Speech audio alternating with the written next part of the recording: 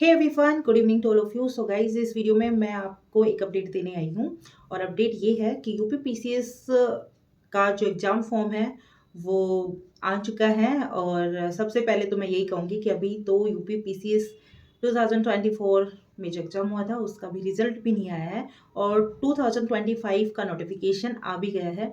तो अपनी प्रिपरेशन को ढीली मत छोड़िए, हल्के में मत लीजिए, क्योंकि आपने देखा होगा कि यूपी पीसीएस का जो 2024 में जो प्रीलिम्स का पेपर हुआ था उसका लेवल क्या था। ठीक है, तो आप लास्ट ईयर के क्वेश्चंस को तो पढ़िए, लेकिन उसके पढ़ने के तरीके को थोड़ा सा आपको अपडेट करना पड़ेगा। और वो अपडेट ही इस वीडियो में मैं डिस्कस करूंगी। तो बने रहिए इस वीडियो में और होप सो आपके लिए काफ़ी हेल्पफुल ये वीडियो रहने वाली है। तो जो भी मेरे चैनल पर नए आए हैं तो प्लीज़ चैनल को सबसे पहले सब्सक्राइब कर लीजिए, बेल आइकन को प्रेस कर लीजिए, ताकि हम जिस भी टॉपिक पे या जो भी वीडियो आए तो आपके पास सबसे पहले अपडेट हो जाए। अभी जब यूपी पीसीएस का नोटिफिकेशन आया, मैं खुद उसको देख के थोड़ा शॉक हो गई थी कि अभी तो प्रीलिम्स का रिजल्ट नहीं आया है और 2025 का नोटिफिकेशन भी जारी हो गया और 20 फेब से ही फॉर्म फिलअप होने भी लगे हैं।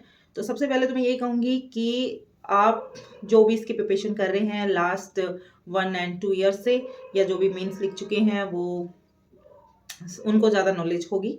बट अभी जो बिगनर हैं, जो अभी तैयारी स्टार्ट करना चाहते हैं, उनके लिए बेस्ट वे है, आप इस चैनल से जुड़ सकते हैं। आपको हर एक चीज़ की अपडेशन, हर एक चीज़ आपको बताई जाएगी, कौन सी आपको बुक लिस्ट, कौन सी चीज़ें आपको फॉलो करनी है, ताकि आप थोड़े से भ्रम में ना रहें। क्योंकि बहुत सारे जो कोचिंग इंस्टीट्यूट है वो अपनी चीज़ों को बेचने के लगे रहते हैं कि ये पढ़ लो वो पढ़ लो। पूरी साल जब तक एग्जाम नहीं होता है बच्चे उन्हीं चीज़ों में लगे रहते हैं और अपनी जो सही गाइडेंस के अकॉर्डिंग जो अपनी प्रिपरेशन है वो नहीं कर पाते हैं। ठीक है, तो सबसे पहले तो आप जो यूपी पीसीएस का फॉर्म निकला है उसको फिल कर दीजिए और ये मत सोचिए कि वैकेंसी कम है। स्टार्टिंग में वैकेंसी कमी ही दिखाई जाती है, लेकिन जैसे एग्जाम आता है या बीच में जब भी उनका एक अपडेट नोटिफिकेशन आता है, वैकेंसी इंक्रीज हो जाती है। इसके आप टेंशन मत लीजिए। लेकिन फॉर्म सबसे पहला आपका जो स्टेप है वो है फॉर्म फिल करना, और उसको बहुत अच्छे से गाइडेंस से आप फॉर्म फिल कर लीजिए।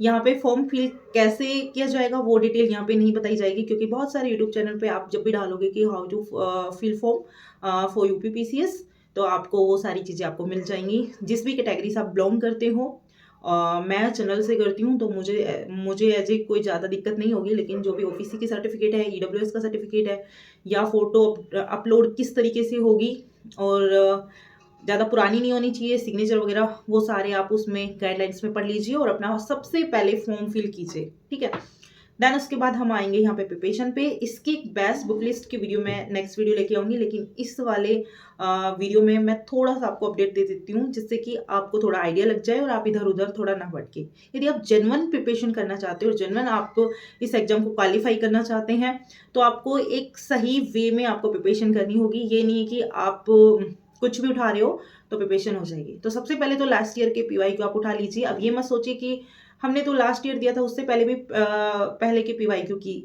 मतलब किए थे, लेकिन उससे कोई उसका लिंक नहीं था। बट ऐसा नहीं है, जब पीवाई क्यू करोगे तो आपकी नॉलेज थोड़ी सी ग्रो करेगी और आपको थोड़ा सा आइडिया लगेगा कि इस टाइप के क्वेश्चन आते हैं और पूछे जाते हैं। ठीक है, लेकिन ट्रेंड थोड़ा सा चेंज हुआ 2024 में। जो पेपर हुआ वो भी आप तभी कर पाओगे ना जब आप पहले के पीवाई को आप लगाओगे। ठीक है, तो सबसे पहले जो भी घटना चक्कर है वो आप बाय कर लीजिए। और घटना चक्कर से मैं आपको एक बात और बताऊंगी, उससे काम नहीं चलेगा। तो आपको जो बेस कंसेप्ट तैयार करना होगा, तो उसके लिए आपको एनसीईआरटी वगैरह पढ़नी पड़ेगी। तो आपके पास ये, जैसे कि हम यूपीएससी वाले एस्पायरेंट हैं तो हमारे पास एनसीईआरटी होती हैं 6 to 12 की, जो भी मेन सब्जेक्ट की होती हैं। बट मेरे पास ऑल हैं और उनको मैं बहुत अच्छे से रीड कर चुकी हूँ, तो पता होता है, आइडिया होता है कि किस टाइप के क्वेश्चन बनते हैं। और यूपीएससी में भी एनसीईआरटी से ही क्वेश्चंस आते हैं, लेकिन उनका थोड़ी स्टैंडर्ड बुक भी हमें पढ़नी पड़ती हैं और मेंस के लिए भी हमें बहुत सारी चीज़ों को थोड़ा सा देखना पड़ता है। लेकिन मैं ज़्यादा कलेक्शन नहीं लेती हूँ कि ये भी कोचिंग के नोट्स उठा लो, ये भी उठा लो। तो आपको यहाँ से यही सीखना है कि कोचिंग के नोट्स इकट्ठा मत करो, इनको इकट्ठा कर करके मत रखो, क्योंकि वो सारी चीज़ें नहीं हो पाएंगी। और अभी से टेस्ट सीरीज मत लगाना, क्योंकि उसका कोई फायदा नहीं होगा। सबसे पहले आप मार्केट में जाओगे, अपना घटना चक्कर पीवाईक्यू वाला जो भी 30 इयर्स का है वो आपको बाय कर लेना है। ठीक है, वहां से आप जब भी पढ़ोगे ना तो उनके नीचे एक्सप्लेनेशन भी दिए हुए होते हैं, तो जो भी क्वेश्चन करोगे उनके एक्सप्लेनेशन भी पढ़ोगे।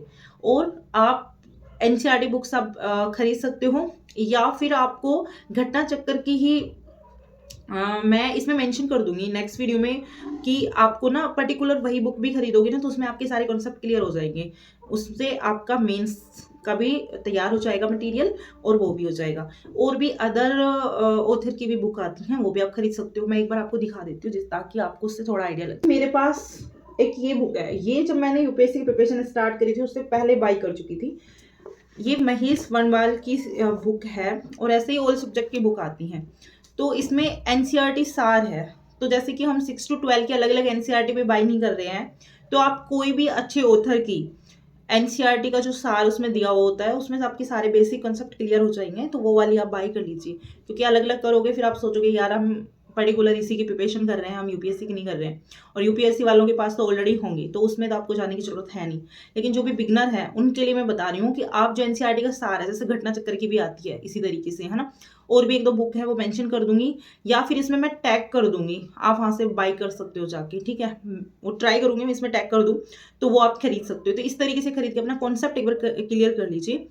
देन आपको क्या करना है ना, आपको डेली एक रूटीन बनाना है, और आपको जैसे बिगनर है तो आप ये सोचोगे कि यार मैं किस तरीके से प्रिपरेशन स्टार्ट करूँ, कौन से सब्जेक्ट उठाऊं, तो आपको जिसमें इंटरेस्ट आ रहा है ना तो आप वही सब्जेक्ट उठा सकते हो। अपनी स्ट्रेटजी आप खुद बनाइए, लेकिन फिर भी मैं एक स्ट्रेटजी आपके साथ शेयर कर दूंगी ताकि उससे आपको थोड़ी सी हेल्प मिल जाए कि हम इस तरीके से भी पढ़ सकते हैं, ठीक है। जैसे कि कोई भी सब्जेक्ट आप उठा रहे हो तो जो भी आपको बहुत अच्छा लग रहा है तो उसी को उठाइए। जैसे कि हिस्ट्री में आप मिडिवल, मॉडर्न हो गया, एंसेंट हो गया, और आर्ट कल्चर हो गया, तो ये है, तो आप एंसेंट से उठाइए ना, आप प्राचीन भारत से उठाइए। तो जैसे ही आप उसको पहले, ये नहीं है कि सारे सब्जेक्ट एक साथ उठा लोगे तो आपको एक भी पूरा नहीं होगा।